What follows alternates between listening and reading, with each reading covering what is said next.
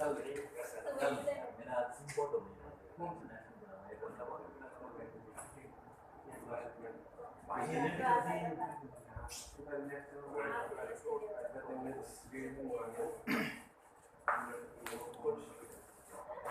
Start किया होता जी solid state.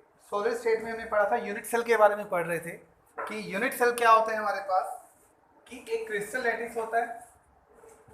उस क्रिस्टल लैटिस के अंदर क्या होता है, बहुत सारे यूनिट सेल मिलके एक क्रिस्टल लैटिस बनाते हैं। जैसे कि आपको बताया था ये वाला, इसमें बहुत सारे क्यूब्स मिलके क्या बनाते हैं, एक ये 3 डायमेंशन स्ट्रक्चर बनाते हैं।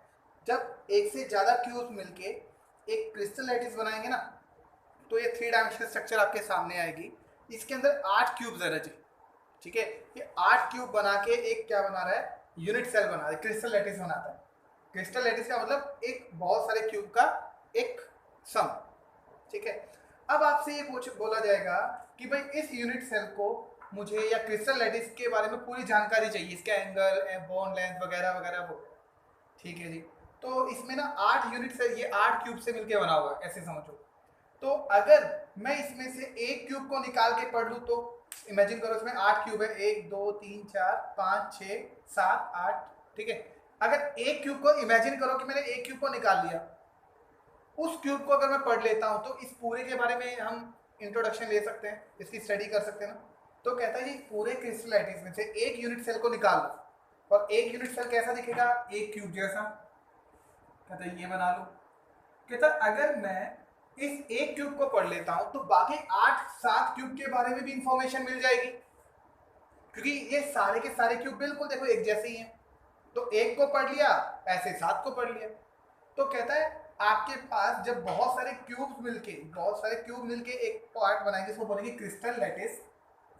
क्रिस्टल लैटिस में बहुत सारे क्यूब्स होते हैं, लेकिन सिर्फ उसमें से एक क्यूब को निकाल लेंगे, उस एक क्यूब का नाम जो है वो हम बोलते हैं यूनिट सेल।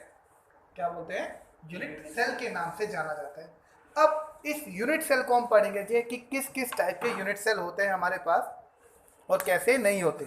तो देखिए इसमें यूनिट सेल के अंदर आपके पास पार्ट्स आएंगे रजे। पहले एक था प्रिमिटिव यूनिट सेल, कल हमने पढ़ा था ये प्रिमिटिव में क्या होगा कि एटम्स जो हैं वो सिर्फ कहां पर प्रेजेंट हो, सिर्फ कॉर्नर पर। एटम सिर्फ कहां प्रेजेंट होंगे, सिर्फ कॉर्नर पर। उस यूनिट सेल को अपन क्या बोलेंगे, प्रिमिटिव यूनिट सेल के नाम से जाना जाता है। बहुत ध्यान से सुनिएगा, ये बहुत काम का चैप्टर है। उसको क्या बोलेंगे, प्रिमिटिव यूनिट सेल के नाम से जानते हैं। और इस प्रिमिटिव यूनिट में सिर्फ एटम्स जो होंगे वो कॉर्नर पे प्रेजेंट होंगे। जैसे कि आपके पास ये वाला देखो, इसमें सिर्फ एटम कहां प्रेजेंट है, कॉर्नर पर। इस पे एटम कहां प्रेजेंट है, कॉर्नर पे। तो इस यूनिट सेल को आप बोलेंगे प्रिमिटिव यूनिट सेल, और एक नाम आएगा रजे simple cubic cell. Simple cubic cell, short term इसका यूज करेंगे SCC, ये इसी नाम से चलेंगे आगे, SCC। SCC का मतलब simple cubic cell, simple cubic cell. दूसरा होगा रजे non primitive. Non primitive unit cell में कौन होंगे, कहता जी जहां पर जिस यूनिट सेल में एटम कॉर्नर पर तो प्रेजेंट होने ही होने चाहिए, कॉर्नर के अलावा भी एटम कहीं पर प्रेजेंट हो। कॉर्नर पे तो प्रेजेंट होंगे ही होंगे, कॉर्नर के अलावा भी और कहीं प्रेजेंट होने चाहिए। और कहा मतलब एक फेस होते हैं जी क्यूब में, एजेस भी होते हैं और सेंटर भी होता है, उसको बोलेंगे नॉन प्रिमिटिव। इसके अंदर कई पार्ट्स हैं। पहला आता है face cubic centre, face cubic centre, short नाम होता है FCC, इसी नाम से फेमस है ये। इसके अंदर क्या होगा, कहता जी एटम्स जो हैं वो कॉर्नर पे प्रेजेंट होंगे, साथ ही साथ फेस पे भी प्रेजेंट होंगे, दोनों जगह होंगे। अकेली जगह सिर्फ कॉर्नर पर तो primitive simple cubic cell SCC, लेकिन अगर आपके कॉर्नर प्लस फेस पे प्रेजेंट होंगे तो उसको बोलेंगे फेस क्यूबिक सेंटर। क्या बोलेंगे इसको, फेस क्यूबिक सेंटर। जैसे कि ये देखो, ये फेस क्यूबिक सेंटर आपके पास, देखो आपके पास कॉर्नर है 8, फेस भी है ना, ये फेस देखो, ये एक फेस, एक दो फेस, 3 4 5 और एक पीछे 6, बिल्कुल ये फेस पे एक एटम है। ये इधर एटम है, 6 फेस हो गए। तो कहते हैं जी आपके पास कॉर्नर पर भी एटम होंगे और फेस पर भी एटम होंगे। उस यूनिट सेल को आप क्या बोलेंगे? एफसीसी के नाम से जानते हैं। ठीक है, इसको क्या बोलेंगे? एफसीसी के नाम से जानते हैं, कि फेस क्यूबिक सेल। क्या बोलेंगे? फेस क्यूबिक सेल के नाम से जाना जाता है। ठीक है, और दूसरा कौन होगा इसमें? एक होता है बॉडी क्यूबिक सेल, दूसरा होगा बॉडी क्यूबिक सेंटर बोल दो, चाहे सेल बोल दो, एक ही बात है। इसका मतलब बीसीसी, बॉडी क्यूबिक सेंटर। इसमें क्या होंगे? कहते जी आपके पास जो एटम्स हैं वो कॉर्नर पर तो होंगे होंगे, कॉर्नर पे एटम हमेशा होंगे, ये मस्ट है। बिना कॉर्नर के कोई भी यूनिट सेल नहीं होगा, कॉर्नर पर तो प्रेजेंट होगा ही होगा। अब एक एटम कहाँ प्रेजेंट होता है? कहते हैं बिल्कुल सेंटर के बीच में, यहाँ पर सिर्फ एक ही एटम बिल्कुल सेंटर के बीच में, उसको क्या बोलेंगे हम? Body cubic centre. जैसे ये है जी, आपके पास कॉर्नर है और एक बिल्कुल सेंटर के बीच में, तो इसका नाम क्या हुआ? बॉडी क्यूबिक सेंटर, बीसीसी के नाम से जाना जाता है जी। फिर ऐसे ही एक और होगा आपके पास edge cubic centre. Edge cubic centre में क्या करेंगे? कहते जी आपके पास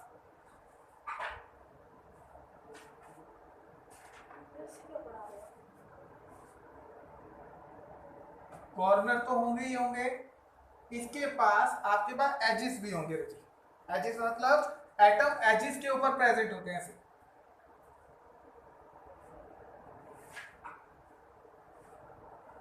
यहां पर एटम एजिस के ऊपर प्रेजेंट होंगे, तो उसको क्या बोलेंगे? H cubic centre. इसको ऐसे बोलते हैं एच सीसी, एच सीसी के नाम से इसको जाना जाता है। ये ऐसे प्रेजेंट होंगे रजे, जैसे आपके पास ये है। इसको इमेजिन करो कि आपके पास ये लाइन है, यहाँ पर एज है, ये इसका एज होगा ना, यहाँ पे प्रेजेंट है। ऐसे ही आपके पास यहाँ पर ये एजिस में प्रेजेंट है, एजिस किनारे, कॉर्नर, इस पे साइड में। ठीक है, तो एजिस के प्रेजेंट होगा, उसको बोलेंगे एज क्यूबिक सेंटर के नाम से जानते हैं। एक और होगा लास्ट में एंड क्यूबिक सेंटर। फोर्थ होगा एंड क्यूबिक,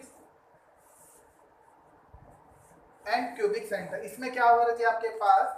इसमें कहते हैं कि एटम कॉर्नर पे प्रेजेंट होंगे, साथ साथ फेस पे तो प्रेजेंट होंगे, लेकिन सिर्फ 2 फेज होंगे, 2 फेज। एटम फेस पे पर अल्टरनेटिव फेज होंगे। अगर सारे फेस पे होते तो बोलते हैं फेस क्यूबिक सेंटर, बट सिर्फ 2 फेज पे होंगे तो उसको बोलेंगे एंड सेंटर। 2 फेज एटम होंगे जिसके ऊपर। तो ये है जी आपके यूनिट सेल। इतने टाइप के यूनिट सेल होते हैं। Primitive simple cubic center SCC, edges पे है तो एज सेंटर, फेस पे है, सारे फेस पे 6 के 6 तो फेस सेंटर, बॉडी के बीचों बीच है तो बॉडी क्यूबिक सेंटर, और 2 फेस पे है तो सिर्फ एज सेंटर के, सॉरी एंड सेंटर के नाम से इसको जाना जाता है। तो ये है जी आपके पास यूनिट सेल, इतने टाइप के होते हैं। ठीक है, एक तो ये हो जाएगा। फिर आएगा जी आपके पास इसकी बॉन्ड लेंथ और एंगल। ठीक है, बॉन्ड लेंथ भी होता है, एंगल भी होता है।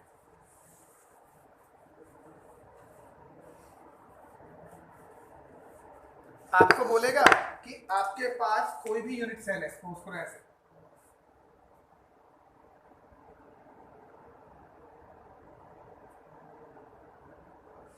ठीक है। अब देखो इसमें 3 लेंथ होती है। एक ये वाला देख लो जी, ये वाली लाइन है ए, एक इसको क्या बोलेंगे, 2 लाइन हो गई बी, और एक ये 3 होती है इसमें। एक क्योंकि क्या होती है, 3 डिफरेंट लाइन होती है। ये तीनों लाइन सेम भी हो सकती हैं, ये तीनों लाइन अलग भी हो सकती हैं, इसमें 2 सेम भी हो सकती है, एक डिफरेंट होगी, अलग अलग पैटर्न होता है क्यूब के अंदर। ठीक है, तो लेंथ कितनी होती है इसमें? आपके पास 3 होती है, लेंथ होती है 3, ए बी और सी। फिर कहते हैं लेंथ 3 है तो कहते हैं इसमें एंगल कितने होंगे आपके पास? इसमें टोटल एंगल कितने होते हैं? टोटल एंगल होते हैं 3। टोटल एंगल कितने होंगे इसके अंदर? 3 होंगे। अब 3 कौन कौन से होंगे?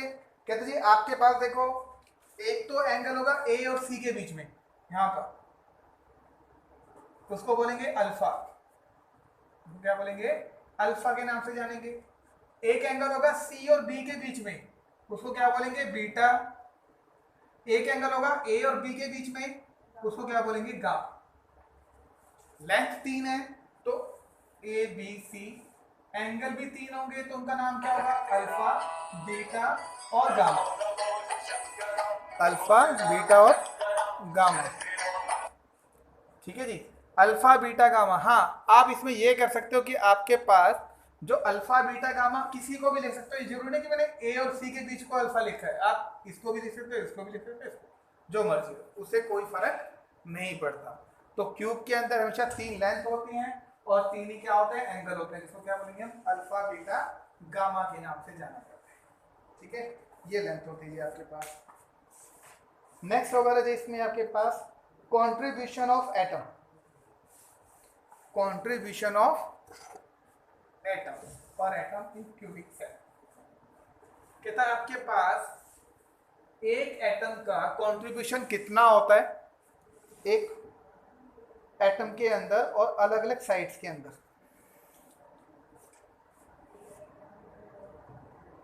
कंट्रीब्यूशन पर एटम इन यूनिट सेल।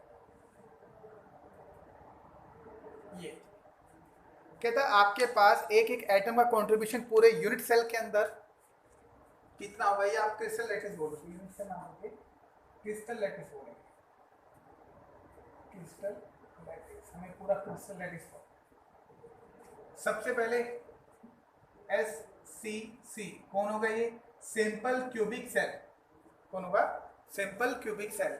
इसका मतलब क्या हुआ कि आपके पास एक यूनिट सेल है। इसको से समझाने की कोशिश करता हूं जो आपको, इसको ध्यान से समझिएगा थोड़ा सा। आपके पास एक क्रिस्टल लैटिस है, ठीक है? इस क्रिस्टल लैटिस में मुझे ये पता करना है कि जो एक एटम है ना, उसका एक एटम का जो पूरे क्रिस्टल लैटिस में कितना योगदान है, बनाने में कितना योगदान दिया हुआ जिसने, कैसे है वो देखो। कहता है आपके पास सपोज कीजिए, मैं पहले सिर्फ कॉर्नर की बात करता हूं, कॉर्नर वाले आइटम एससीसी के अंदर सिर्फ कॉर्नर होते हैं। तो कहता है एससीसी के अंदर टोटल नंबर ऑफ एटम का कंट्रीब्यूशन कितना है। अब कहता है आपको ये बताना है कि इसके अंदर, इस क्रिस्टल लैटिस के अंदर कॉर्नर वाले एटम, कॉर्नर वाले एटम को, कॉर्नर वाले एटम जो है वो बनाने में, इस पूरे क्रिस्टल लैटिस को बनाने में एक एटम, सिर्फ एक एटम कितने वो कितने क्यूब से जुड़ा हुआ है, आपको ये पता करना है कितने यूनिट सेल से जुड़ा हुआ है। अब आप एक चीज नोट करना ध्यान से, ये वाला जो सेंटर वाला ग्रीन है ना, ये सेंटर वाला ग्रीन, इसको चेक करो। ये सेंटर वाला जो ग्रीन है वो कितने यूनिट सेल को बनाने में हेल्प कर रहा है? 8। कैसे? ध्यान देखो। अब इसको ध्यान से देखिए, ये नीचे वाला यूनिट सेल है, क्या इसमें ये कॉर्नर वाला आइटम यूज हो रहा है? इसमें हो रहा है, इसमें, इसमें भी 4 तो ये हुआ। इधर आओ, क्या इसमें यूज नहीं हो रहा? इसमें भी हो रहा होगा, इसमें भी यूज हो रहा है और इसमें भी। ठीक है, तो मैं क्या बोलूं, जो कॉर्नर का एटम वो 8 यूनिट सेल को कंट्रीब्यूट करता है, 8 यूनिट सेल। ठीक है, तो आप ये बोलो ये एक एटम 8 यूनिट सेल से जुड़ा हुआ है, तो अगर आपसे पूछे भी ये एक सेल को अपना कितना कंट्रीब्यूशन दे रहा है? 1/8 देता है। एक कंट्रीब्यूशन, जो एक एटम है वो एक यूनिट सेल को कितना कंट्रीब्यूशन दे रहा है? कहता है 1/8 देता है। कितना देता है? 1/8। यानी कि ये 8, अब ये वाला जो है ना कॉर्नर वाला आइटम, ये 8 आगे अलग अलग सेल से जुड़ा हुआ है, यानी इसका कंट्रीब्यूशन कितना हुआ? 1/8। जितने भी कॉर्नर होंगे वो सभी के ऐसे ही होंगे, सारे कॉर्नर का जो कंट्रीब्यूशन एक यूनिट सेल के लिए कितना होगा? 1/8 होता है। तो कहता है एक कॉर्नर वाले एटम का कंट्रीब्यूशन 1/8 है। कॉर्नर में टोटल एटम कितने हैं? 8। तो टोटल कंट्रीब्यूशन कितना होगा? 1। तो आपको बोलेगा इस पूरे यूनिट सेल के अंदर एक एससीसी, सिंपल क्यूबिक सेल के अंदर, जिसमें सिर्फ और सिर्फ 8 एटम होते हैं कॉर्नर पे, इन पूरे का यूनिट सेल का कंट्रीब्यूशन कितना होता है? 1 होता है। कितना होता है? 1, क्योंकि क्रिस्टल लैटिस में एक कॉर्नर, जैसे ये वाला ग्रीन है, इसका कंट्रीब्यूशन 1/8 होगा। इसका कंट्रीब्यूशन भी 1/8 1/8 1/8 1/8 1/8 1/8 1/8, यानी 8 एटम का कंट्रीब्यूशन 1/8 है। तो पूरे एक यूनिट सेल के अंदर टोटल कंट्रीब्यूशन कॉर्नर का कितना हुआ? 1 1/8 इंटू 8 1। तो ये बात आपने हमेशा ध्यान रखनी है कि एससीसी सिंपल क्यूबिक सेल के अंदर एटम का कंट्रीब्यूशन कितना होता है? 1 होता है। और आप कैसे बताएंगे? ऐसे बताएंगे, कितना 1/8 इंटू 8। एक कॉर्नर एटम का कंट्रीब्यूशन एक सेल के लिए 1/8 होता है। टोटल कंट्रीब्यूशन है कितने एटम? 8, तो 1/8 इंटू 8 कितना आएगा? ठीक है, एक तो ऐसे होगा। दूसरा आपके पास फेस क्यूबिक के लिए पूछेगा, एफसीसी के लिए बताओ, कहते पहले इसमें एटम चेक करो कितने कितने होते हैं।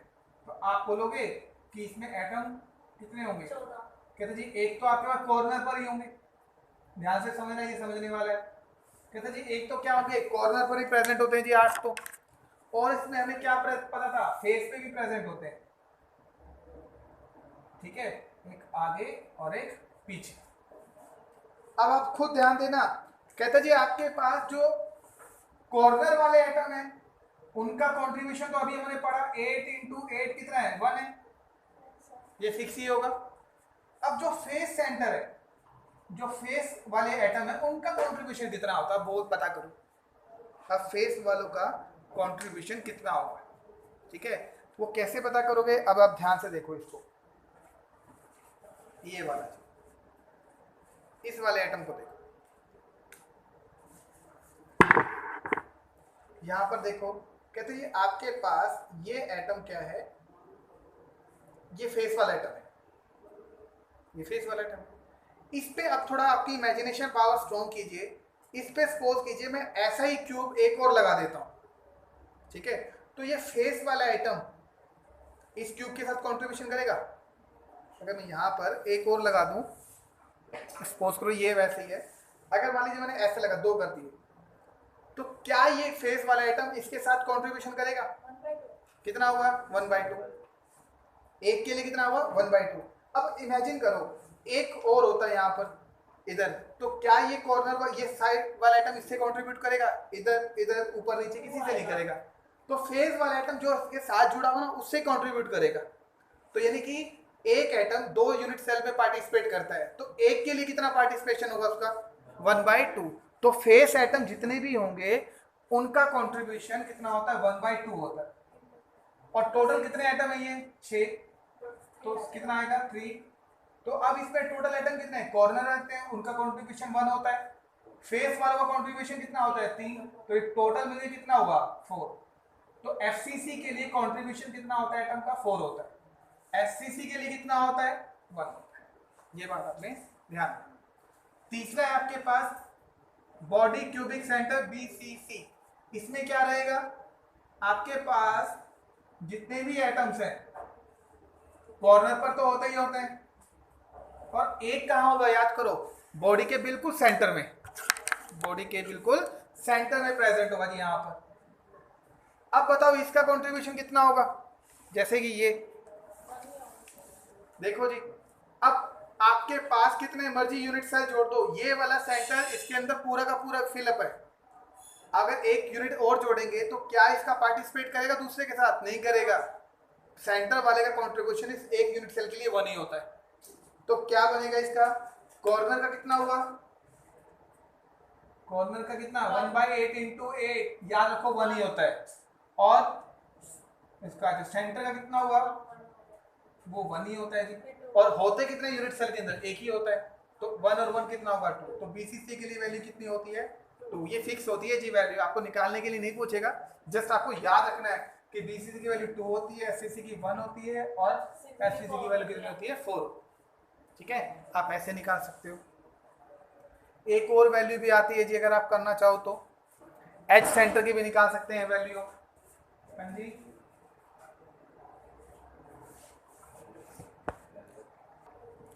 तो यहां तक ये आपका क्या रह जाएगा? एफसीसी हो जाएगा। अब आएगा एज सेंटर। एज में क्या होता है? इसको मैं रब कर देता हूं।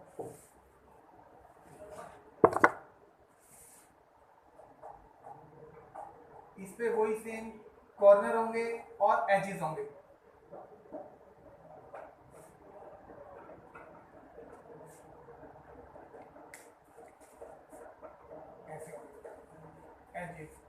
एजिस वाले एटम कितने कंट्रीब्यूशन करते हैं? 4 करते हैं। एजिस वाले एटम कितना कंट्रीब्यूशन करेंगे? 4 कंट्रीब्यूशन करेंगे। कैसे करेंगे देखो आप ध्यान से। मान लीजिए ग्रीन वाला पार्ट है, ये ग्रीन वाले एटम को देखो, ठीक है। अगर इस ग्रीन वाले को देखोगे तो आपके पास 4 यूनिट सेल जुड़ेंगे। कैसे जुड़ेंगे वो देखिए।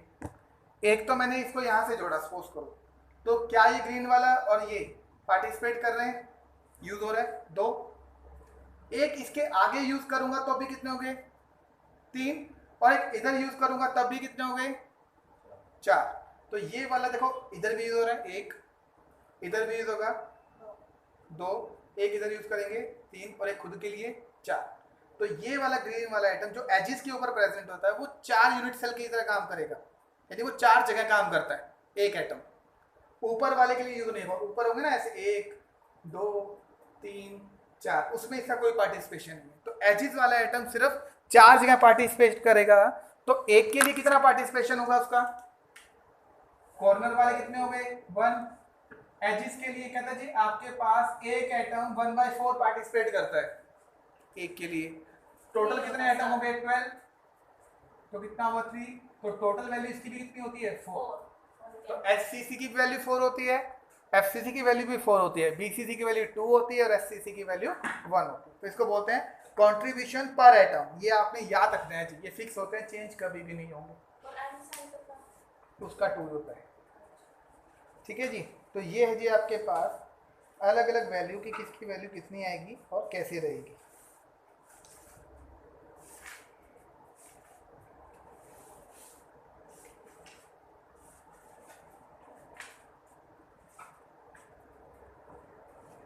नेक्स्ट होते हैं जी आपके पास वॉइड्स।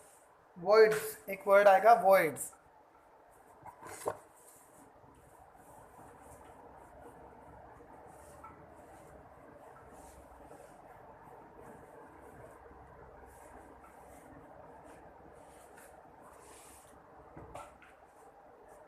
एक हम टॉपिक पढ़ेंगे वॉइड्स के नाम से।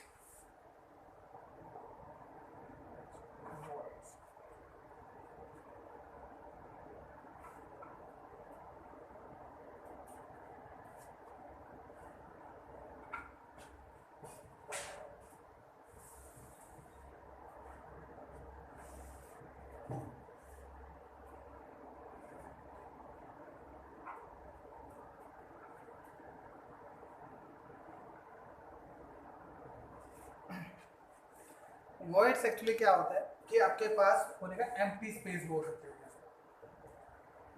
एम्प्टी स्पेस, जब भी आप अलग अलग या सेम एटम को आपस में कनेक्टेड करोगे तो आपको ध्यान रखना, एटम जब भी आपस में कनेक्टेड होंगे, 2 एटम को जब भी आप जोड़ोगे तो आपको पता है कभी भी उनके बीच में गैप रहना जरूरी होता है। कि आप 4 बॉल को आपस में जोड़ो तो आप देखोगे बीच में गैप जरूर रहेगा थोड़ा सा। ऐसे ही होता है ना हमेशा, आप बॉल को इकट्ठे जोड़ो बिल्कुल बॉल को, तो ऐसा नहीं कि बिल्कुल स्पेस ऑक्यूपाई होगा, नहीं होगा, कुछ ना कुछ गैप जरूर रहेगा। इसी गैप को क्या बोलते हैं? वॉइड्स के नाम से जानते हैं। इसी गैप को क्या बोलेंगे हम? वॉइड्स के नाम से जाना जाता है। एक दूसरा, एक कहते हैं आपके पास वॉइड्स 2 टाइप के होते हैं। कौन कौन से होते हैं? एक होता है टेट्राहेड्रल वॉइड, टेट्राहेड्रल वॉइड्स, और एक होता है ऑक्टाहेड्रल। टेट्राहेड्रल और ऑक्टाहेड्रल। टेट्राहेड्रल कौन सा होगा? कहते जी आपके पास टेट्राहेड्रल क्या रहेगा?